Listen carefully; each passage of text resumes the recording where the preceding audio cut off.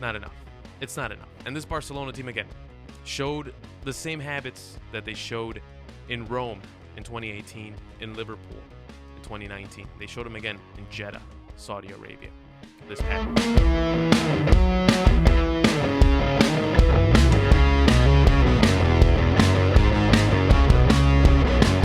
What's happening, everyone? Welcome back to VMFC. My name is Alex Pérez. Thank you all so much for joining me on yet another episode of this beautiful project that is VMFC. We have a massive show coming up in a few minutes. But before we begin talking about soccer, of course, the rundown, the important stuff, the stuff that pays the bills. Not yet, but eventually. Follow us on Twitter and on Instagram at Veterans Minimum, of course. On Facebook as well. You can like the page, facebook.com/Veterans Minimum, or on your search bar, you can look us up as Veterans Minimum Show. Subscribe to the YouTube channel. It's very likely that you're watching this on YouTube. Well, where else? We don't upload it anywhere else. YouTube.com/Veterans Minimum. Subscribe so you can get a little bit more content from the Veterans Minimum brand. Of course, the podcast, it is popping right now because the NFL playoffs, we're in the conference championships, the national championship in college just ended a few days ago when you're listening to this. So, yeah, they're going wild. Veterans Minimum on Spotify and on Apple Podcast. Give us a follow and subscribe. And, of course, patreon.com/Veterans Minimum. For $1 a month, you can get bonus content, early releases, merch, and much more. Patreon.com/Veterans Minimum. $1 a month. That is it. Just $1 and you will get all of those perks. All right, ladies and gentlemen, let's get started. Ernesto Valverde was likely the most hated man on the internet for a very long time, and he cemented his legacy as the most hated individual in soccer Twitter, if that's even a thing, this past Thursday, when his team, Barcelona, lost in the Spanish Super Cup semifinal to Atletico Madrid.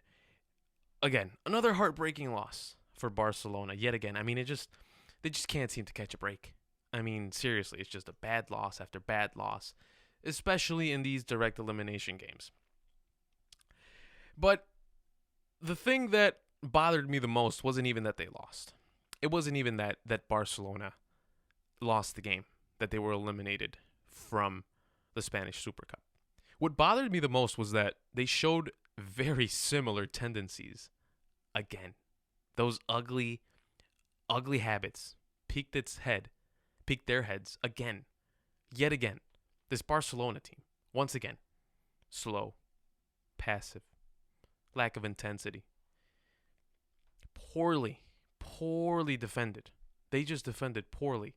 That one goal, the final goal, Gerard Piqué missed a tackle. I mean, completely. He like half-assed it.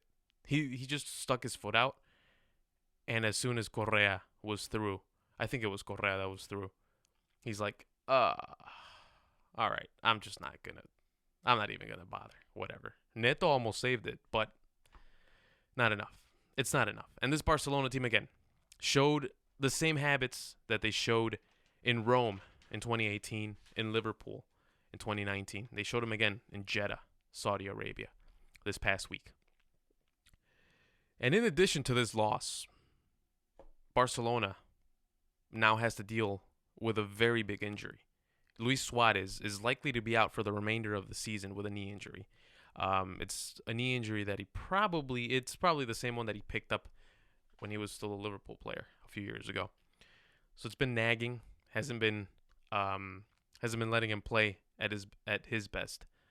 So now he's going to be out for the remainder of the season. Massive blow. I mean, this team was already Messi FC. Now it's going to be Messi FC to the max. So now you lose the Spanish Super Cup. That's a lost opportunity for a title. You lose your striker. What do you do? And I'm pretty sure you guys know what happened. But as soon as the game ended, as soon as the game finished on Thursday afternoon here in the States, as soon as that game finished, I'm like, you know what? This is the perfect time for Barcelona to let go of their coach. This was it. You have a whole week to prepare for your next league game. You have about a month until the Champions League game.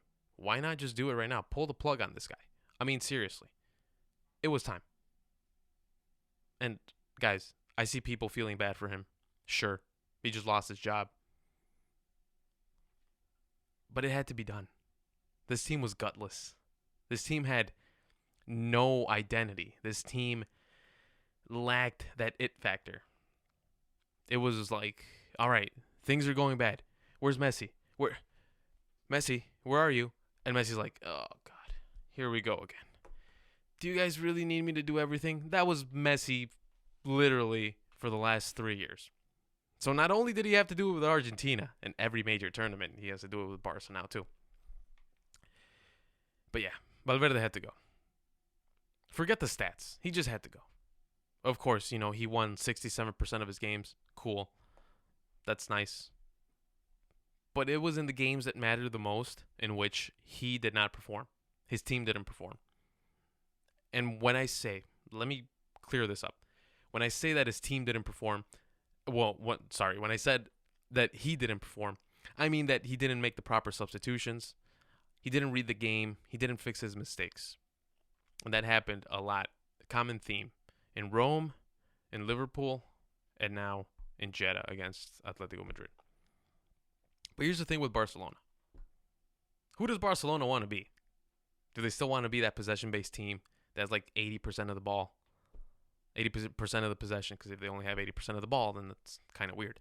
But if they have 80% of the possession, is that the team that they want to be? Or do they want to be a little bit different? Do they want to approach games a little bit differently? Do they want to be a little bit more defensive? Do they want to change their formation a little bit? Maybe give the ball away a little bit more. But with the intent, is that a word? It should be. Of actually giving it away, because Barcelona has not been a possession-based team. They want to be a possession-based team, but they're not. They're really not. I've seen some games where they have like 48% of the possession, and it's like, what? That's Barcelona? What? That's crazy. I know.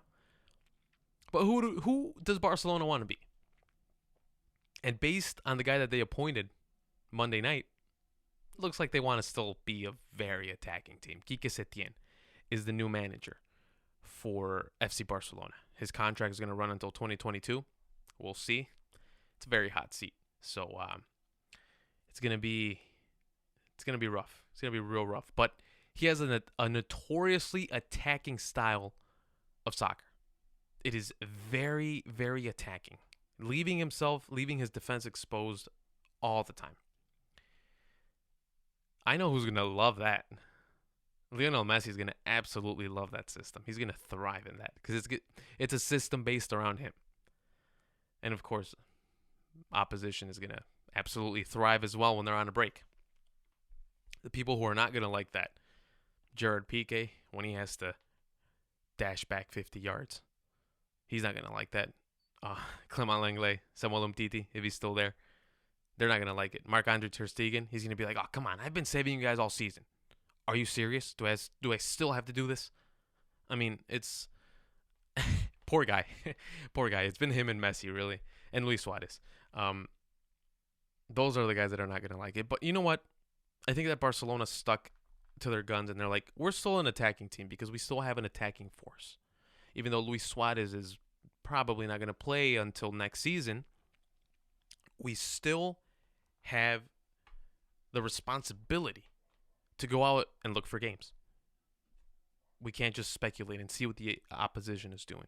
We have to go out there, impose our will, win the game. So that's good. And this can go two ways. It sounds super cliche, I know. But it's either going to go really good, Barcelona's going to win like 6-0 their first game, which is very likely, or they play against the team like Real Madrid that has been solid, balanced. They don't attack too much. They don't defend too much. Real Madrid is probably like, oh, yes. Oh, boy. We have this attacking manager. We have this guy who loves to attack, leaves his defense exposed all the time. We're going to score like 6 on you guys next time we play.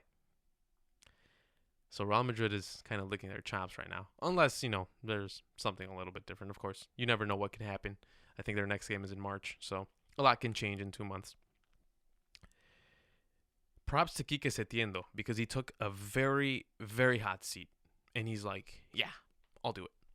Props to him. It shows that he has courage, he has personality, and hopefully, he shows that personality onto the team, and the team can show that personality on the pitch.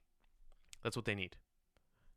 But here's a message for Quique Setién, because I'm sure he's watching, and I'm sure he understands this.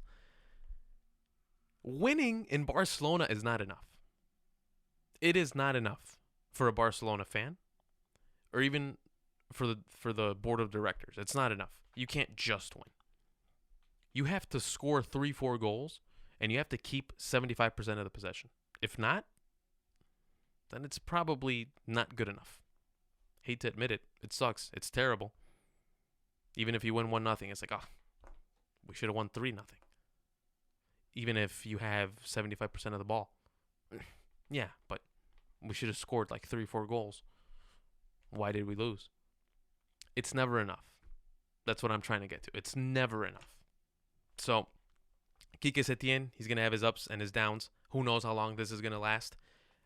It kind of looks like a temporary fix, but then I saw that the contract runs until 2022, so I don't know. There was a lot of speculation that Xavi was going to take over. That's not happening. So we'll see. We'll see what happens with Barcelona. But you know what, Barca fans? Buckle up. Because this is going to be wild. However it goes, it's going to be wild. It's going to be one of those things where you're going to be on the edge of your seat every single game. Whether it's good or bad, take it for what it's worth. But you're going to be on the edge of your seat. So buckle up. Just last week, I was watching Manchester United against Manchester City in the Carabao Cup semifinal, and I want my time back. That was terrible. I mean, Manchester United looked absolutely atrocious. This team was getting absolutely humiliated by a much better side, Manchester City. Manchester City toyed with United all game long, and it was almost a little bit embarrassing towards the end where the Manchester City players were literally like half-assing these passes. Like they weren't putting, you can tell that they weren't putting everything into it. And even if they lost the ball, they weren't running fast enough. That's kind of how United score their goal. The only thing that has them alive for the second leg in a couple of weeks. That's the only thing. Ole Gunnar Solskjaer. That's a tough name. Try to say I can't speak today. What's going on? Ole Gunnar Solskjaer. I think that's how you pronounce it. He had no response. There was a shot of him like I think it was probably after the third goal. And he was on the bench like this. He had no response. No response at all. And I mean, when you have a world-class manager that you're going up against, it's kind of, I have to say, it's pretty rough if you have no responses. So, there you go. A tactical masterclass by Mr. Pep Guardiola over Solskjaer. But you fast forward to Saturday, and you see what happened on Saturday in the Premier League. And you take a look at how good Manchester United looked. And you see that they won 4-0. And you see that everything was going their way. And you're like, wait a minute, wait a second. Why do you guys play so bad one game, and then you play good the next game right after? Why? Is there like no middle ground? Do you guys either play like the old Manchester United, or do you play like David Moyes' Manchester United? Like, where is it? Great teams are supposed to find a balance. And that's my biggest concern with Manchester United going forward. It is not normal to have such a gap. You got to have some sort of balance. You have to. And Manchester United hasn't found a balance ever since Sir Alex Ferguson left. It's been a while. I mean, they haven't had a consistent level. Big teams have to have a consistent level. Chelsea, as much hate as they get, they've been consistently winning for the last 10 years. Uh, Tottenham, they've become a better team. Sure, they're struggling right now. They made the Champions League final. They might not make the Champions League final this season, but they're there. They're competing. You look at teams like Barcelona, Real Madrid, Bayern Munich. They're competing. And even Manchester City. You look at Manchester City. They maintain a similar level. And that's something that Manchester United has lacked. Why have they lacked this consistency? To me, it's very simple. They don't have an identity. They bring in coaches as immediate fixes, not as something long-term, not something permanent. They bring in coaches with different philosophies very often. You go from Sir Alex Ferguson to David Moyes, and then Ryan Giggs took over, and then it's Louis van Gaal, and then it's Jose Mourinho, and then it's Solskjaer. So it's such a discrepancy between these styles. You don't really know what Manchester United wants to play like. You don't understand. And also, they've whiffed on so many signings since Sir Alex Ferguson left. They've whiffed on so many signings, Manchester United. I hate to break it to you all, Manchester United fans, but Manchester United's no longer a European elite. At least not for now. They're not a European elite. It's going to take time. You have to rebuild. And I think that the biggest problem with Manchester United right now has been, maybe they still see themselves as a European giant, but they're playing Europa League. Sorry, you can't be a European giant and play a Europa League. You know, they even won one like 3 years ago. They won it, but still, Manchester United is not a European elite anymore. At least not now. Players don't want to go there anymore. I remember when it was a privilege. It was an honor to be scouted by Manchester United. But now, a young guy, a young and up-and-comer, is being scouted by Manchester United. He's like, oh, shit. Oh, boy. Look away. Look away. They might go away if we don't pay attention. No one wants to go to Manchester United because there's no structure there. It's kind of like, all right, whatever. Something's going to work. You got to have some sort of path. Same thing what we said about Arsenal. There was no path a few months ago. Now there's a path. There's not going to be immediate results. They're not going to win the Champions League next season. But there's a path. Manchester United has no path. But don't worry, Manchester United fans. Do not worry. There's a way that this can be fixed. Stay on those young guys. Give them all the confidence in the world. Marcus Rashford, Mason Greenwood, Anthony Martial. Try not to sign so many superstars because, let's face it, not many of these superstars want to go to Manchester United anymore. Work with the youth. Bring those guys up. Mold them into the Manchester United player that you want them to be. Keep on working with those guys. Why not? It's the time. Right now. Since no one wants to play for you guys, might as well. I'm pretty sure there's a lot of talent in the youth system waiting for an opportunity because they probably grew up Manchester United fans. Just do it. It's perfect. Establish yourself as a team that gives an opportunity to young players. They're kind of doing it right now. Just go all in. All in on these young players. Again, there's probably talent. There has to be a lot of talent there. Go all in. And then, once you establish yourself again as a European elite, then the superstars are going to draw themselves in. It's a process. Step by step. Baby steps, Arsenal fans. Baby steps, Manchester United fans. Because what happened, the shock to the system after Sir Alex Ferguson left, hasn't left them. They still kind of have the. I feel like Manchester United fans are just they're like waiting, like, oh, I wonder when Sir Alex Ferguson is coming back. He's not coming back, guys. He's not. Let's face it, he's not coming back. Build with what you have. If you want to, I mean, you're kind of used to it. Just bring in a different manager, someone that can work with the youth. Maybe Solskjaer isn't it, or he might be it. Who knows? But it's time to look in the mirror and say, you know what? We have to change. We have to change a lot in order to be a European giant once again. I want to talk about the Bundesliga because the second half of their season is beginning this Friday. And I'm just going to be completely transparent with you all. I haven't followed this league as much as I should because I looked at the table and my goodness, it looks like I've been missing out on some very, very competitive games. Let's take a look at the top 5 in the Bundesliga. We have RB Leipzig, 37 points.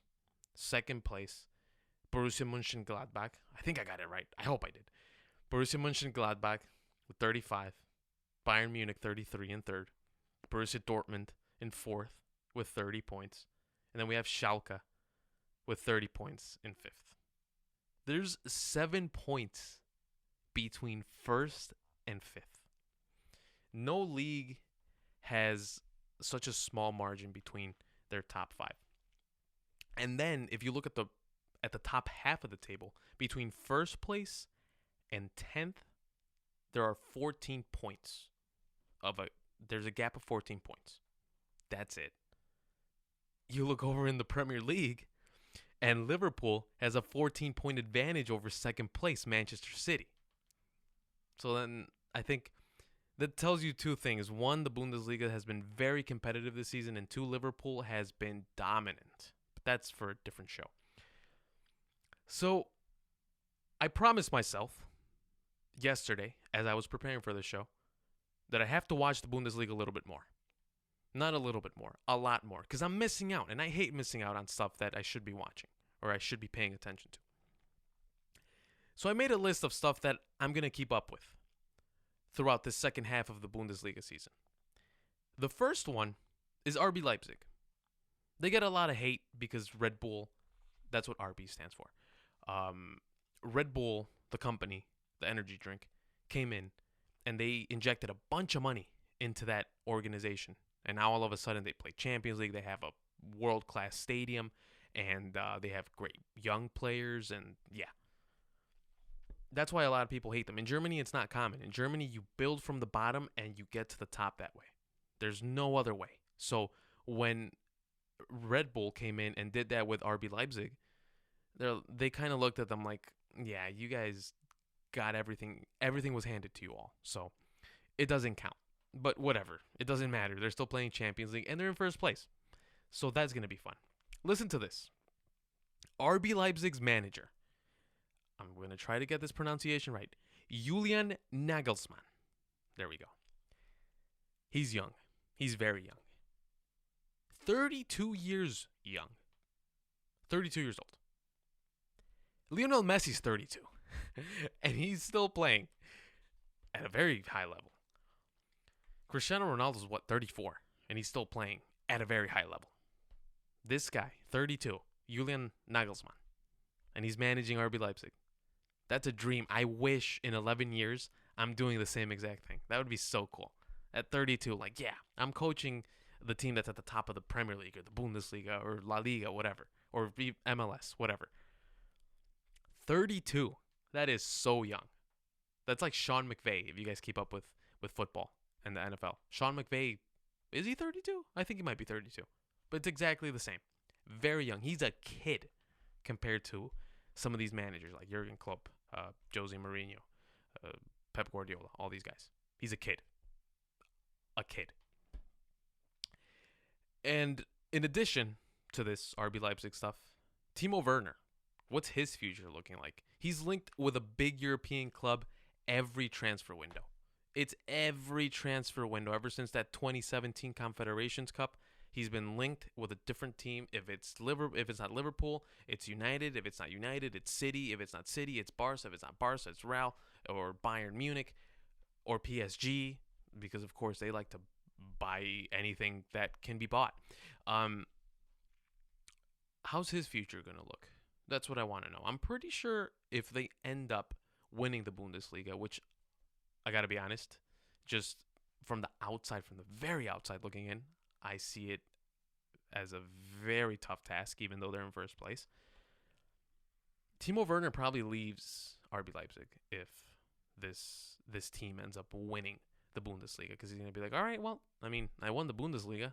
I might as well just go somewhere else. Probably to a different league. But anyway, that's RB Leipzig. Interesting. Can they hold that first place? Will they fold under the pressure? Young team, young stars, young manager. Interesting. Bayern Munich. Let's take a look at Bayern Munich. Is this the end of their run? Is Bayern Munich finally done? It's like with the Patriots. Everyone is just waiting for the dynasty to end. Oh my God, everyone's so excited. But Bayern Munich, they're looking very fragile. Last season, they were looking vulnerable. This season, even more. They're in third place, 33 points.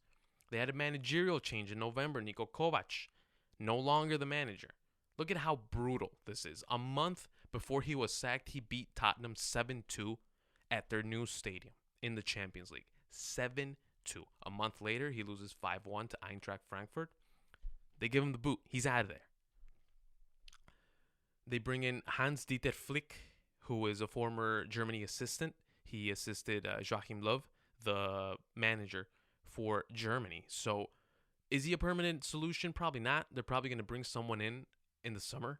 But Bayern Munich, a team that usually doesn't let go of their managers, they've done it, like 2 times in the last 4 years? Because they let go of Carlo Ancelotti, and now they let go of Niko Kovac. So, yeah, and it looks like some of the players are pleading. They want new faces on this team. They want more players. They want depth. Joshua Kimmich, the right back for Bayern Munich, the guy that took over Philipp Lahm's spot in that Bayern Munich defense and in the Germany defense too. He wants more depth. He's been asking for it. So there could be some turmoil. And then Thomas Müller said that he might be leaving after, I don't know, he's been playing at Bayern Munich for like 20 years or something like that. Maybe less.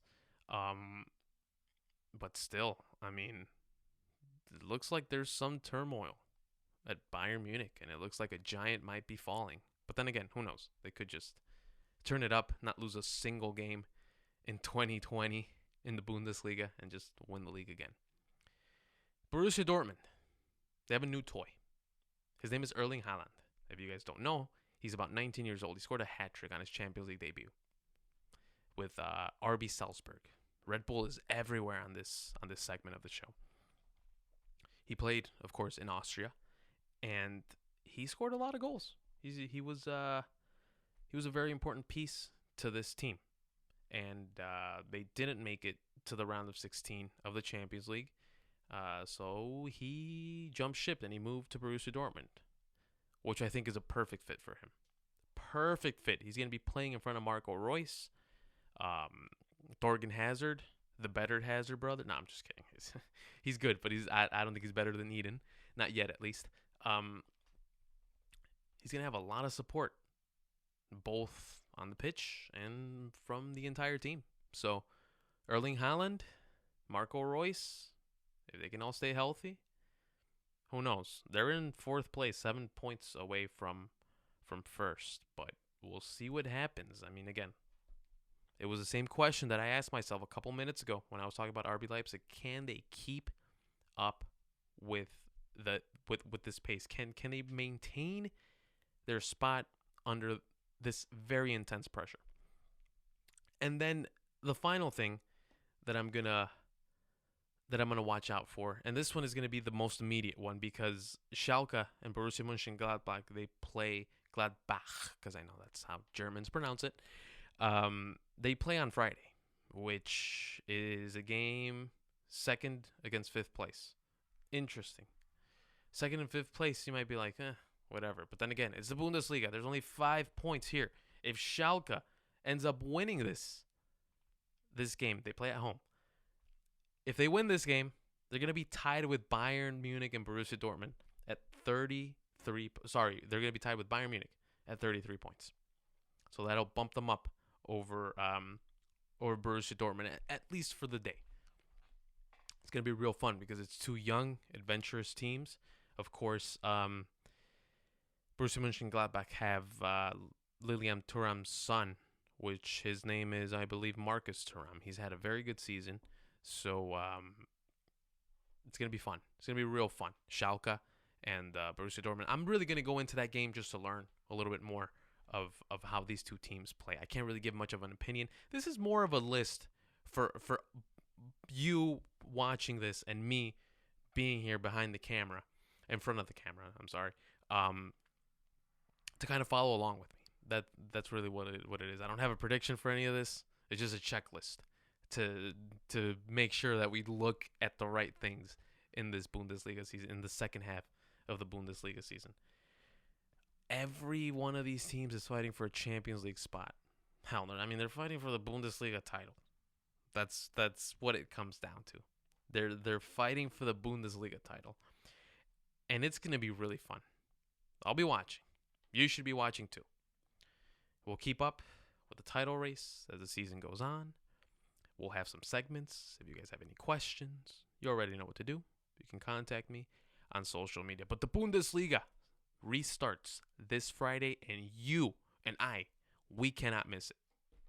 Yes, indeed. That'll do it, ladies and gentlemen. Thank you so much for joining me once again on this episode of VMFC. My name is Alex Perez, and you can follow me on Twitter and on Instagram at AlexPerezFC. I have a YouTube channel as well where I do stuff that doesn't have to do with sports so much, but I try to keep those things kind of separate because my life is a little bit more than just sports, even though some people think that my life is only sports.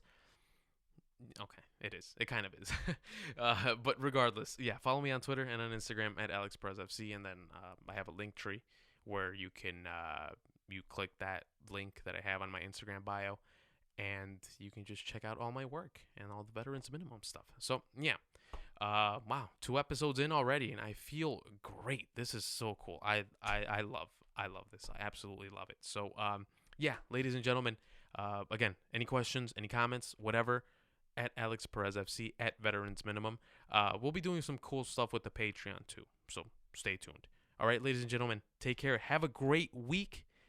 Watch the Bundesliga, because I'll be quizzing you guys on that. No, I'm just kidding. I won't be quizzing you guys on that, but it's very interesting to watch and to keep up. All right, ladies and gentlemen, take care. Thank you. Goodbye.